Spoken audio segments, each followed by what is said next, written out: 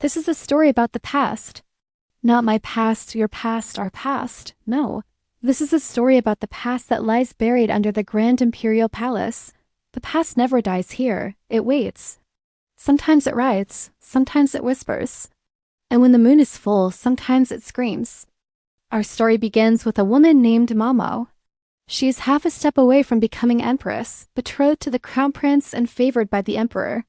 Life should be sweet, but she's troubled.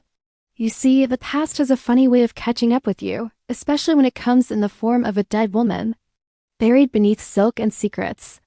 It all begins with a piece of paper. Mamo is alone in her chambers when a eunuch approaches her with a scroll. In his hands, he doesn't speak, just bows and vanishes. Curiously, Mamo unrolls the silk to find a single word scrunched into a tight fist. The name Lihua. Her mother's name. A name she never spoke. A name no one should know. She turns to the window, memories flooding back. Her mother, Lihua, was a performer of sorts, a storyteller who wove tales with her body and face. She was renowned in the capital for her craft, but that life was cut short. When Mamo was but a babe, her mother died, supposedly of a broken heart. Now, memories are a funny thing. They're slippery, hard to pin down. But some scents, some sounds will pull you right back into them. And right now, the scent of lily and the sound of gongs are bringing back the ghost of Mamo's mother. To get to the bottom of this, she needs help. She sends for Jin Shi. He arrives with his usual flourish, bowing theatrically and complimenting her chambers. "You flatter me," she says, returning the smile. "But you're not here for flattery. Who gave you this?" she asks, showing him the scroll. He takes it and after a moment's pause answers, "It doesn't matter who. What matters is what it says. Lihua." His tone is grave. "You were right to send for me." He tells her to meet him later that night in the abandoned herbal archive beneath the palace. At first, she hesitates, not wanting to make a spectacle of herself. But then, remembering her mother's haunting eyes, she agrees. Buried beneath silk and secrets, the archive is dim oil lamp lighting hanging scrolls. Finding what she wants is harder than she thought. Hours pass. Hope fades. Just as she's about to give up, a scroll catches her eye. It's a birthing record. The ink is faded, the paper brittle, but there's one entry that makes her heart pound. Dated nearly 20 years ago, it reads, "Mother, Lihua, child, Lihua, location, Pleasure District."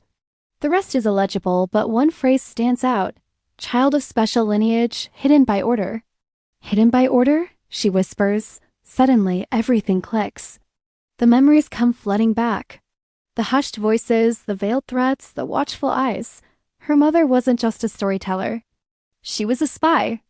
And Mamo, well, she was the product of a tryst between a rebel lord and her mother. A tryst that produced a child of special lineage, a child who must be hidden. As dawn breaks, she makes her way back to her chambers, the memories a heavy cloak upon her shoulders. Jinshi is waiting for her, his face etched with worry. "I found something," she says quietly, unfolding the scroll. He takes it, his eyes darkening as he reads. "So this is why someone is looking for you," he murmurs. Suddenly, the eunuch from earlier appears. "My apologies, Miss Mamo," he says. "The Emperor summons you to the Lotus Palace." The Lotus Palace. It's rare for the Emperor to summon anyone there. And now he wants to see her, alone. When she's gone, Jinshi's face hardens.